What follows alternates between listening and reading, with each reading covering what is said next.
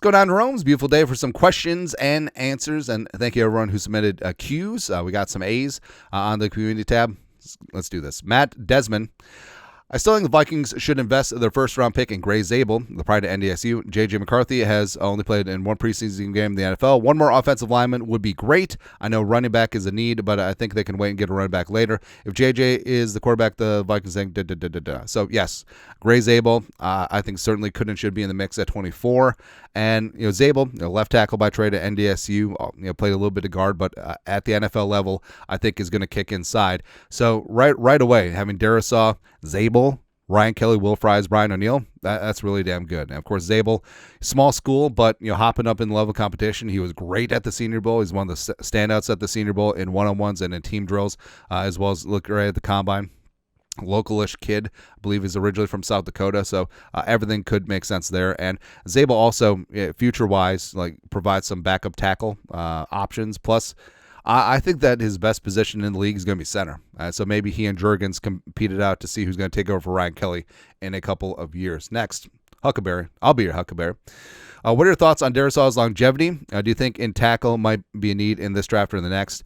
I don't think it's a need. I think with Rouse in the building as well as you're bringing in a guy like Justin School, I think that makes sense. But Darrisaw, I still have 100% faith in Darrisaw because last year's injury wasn't really on him. It was just a fluke injury, tearing everything up in the Rams in the first Rams game. But you do raise an eyebrow because Darrisaw has not played a complete season through his first 4 years. I mean, it's what happens. But Darrisaw, his upside is there, and it is frustrating because I saw a trivia on Good Morning Football.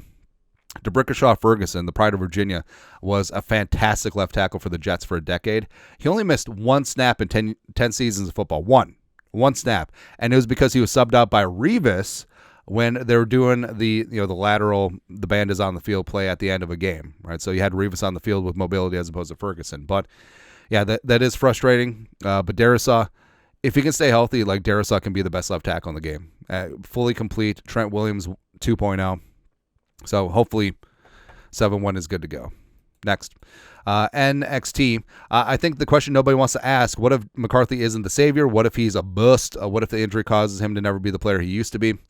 Well, there's concern there, but it's obviously there's never any minor surgery. Well, minor surgery happens when it's someone else's surgery.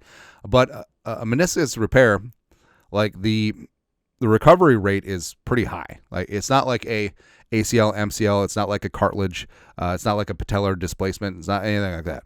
All right. So as routine as can be, I mean, should be fine. Obviously, I don't want any of these things to be true, but it's the pessimistic side of me that just can't ignore it. JJ is a high drafted quarterback, team history, franchise Hall of Fame, So what happens if he busts? Get another quarterback. That's it. Yeah. And the way the Vikings team is structured right now, you can take shots with a young quarterback. And ideally, J.J. McCarthy is going to be him. But say that so McCarthy, I think, is going to be the bee's knees. I think that he's going to be the Vikings quarterback for the next 10, 12, 15 years. But say that he's not. Circumstances show that he's not the guy. Isn't the Vikings the most attractive spot for a quarterback ever? Given the defense, given the weapons, given the offensive line, given Kevin O'Connell, yes, I think it certainly is. So, the Vikings could look at trade options. The Vikings could look to maneuver in the draft. The Vikings could go all in on Arch Manning. Just about remember, Archie Manning played in the 1984 Les Steckel season here. So, hey, Papa played for the Vikings. I'm going to play for the Vikings too. Why not? But it's all moot because JJ's going to be the guy. There you go. Burn the boats. Neo Cheetahs. Do you believe Flores has the patience to mix up coverages and not blitz? Also, will we see more man coverage and man blitz? Love the channel. Skull. So last year, the Vikings had to play a lot of zone just because personnel-wise, that's what happened. And also a lot of blitzing. The Vikings were second in the NFL in blitz percentage. And actually, no, they were first by a large margin. Yeah. And Flores basically had to do that because you weren't getting a pass rush out of the D-line, so you're consistently sending 5-6 dudes. And when you do that, I mean, you're playing with fire when you play a lot of man. Also, the Vikings were a little bit older at cornerback with Shaq Griffin as well as Gilly. And it's like basketball, too. If you're playing press man, if you're playing man-to-man defense throughout a long NBA season, your guys are going to get tired, right? So mixing up a little bit of zone, ain't no problem there, right? So, and with the Vikings, I do think that Flores wants to play a lot more press man, but he hasn't had the personnel. Now, if the Vikings get a guy like Siobhan Ravel or Morrison, I mean, that certainly could change things. But I think that the Vikings, the blitz will always be there. And Flores is aggressive by nature, and he will always bring heat on money downs. But I think being more judicious with it, taking blitz percentage down from 53%, say you take it down to 38%, because you're able to get pressure with 4, that's a great competitive advantage. That's a great luxury. And I think Allen and Hargrave will certainly help out in that regard.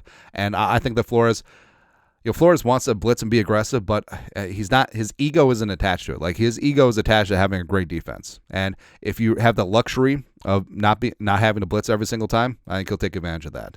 Lastly, our guy Trevor Lowe fishing. If Travis Hunter somehow falls out of the top 5, do we trade Addison in the 24 pick to move up and go get him? Probably costs more than that. But I mean, Travis Hunter, for all the Heisman bluster and stuff, like, he is a legit cornerback. Like, he is absolutely cornerback 1. I mean, just because he played a lot of snaps, does that make him a Heisman? Don't really know. But I think that Travis Hunter will come into the league and be a true blue cornerback 1. But obviously, teams see advantage of that too. Like, I don't think that he gets past the Jets at 7.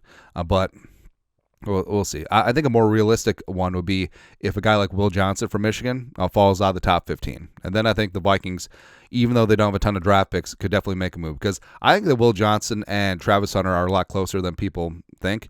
And Johnson has a chance to be a certain type cornerback. I think that he would be a true blue cornerback 1. And beyond the whole Michigan reuniting him with J.J. McCarthy thing, I think Johnson has a chance to be legit. So I think Johnson's more realistic, but I mean, it would be kind of fun. I mean, getting Travis Hunter here, also have him be a little wide receiver 3 moonlighting. Why not? But that's it. Q&A this beautiful day. You guys are the best you know what to do. Skol, production value.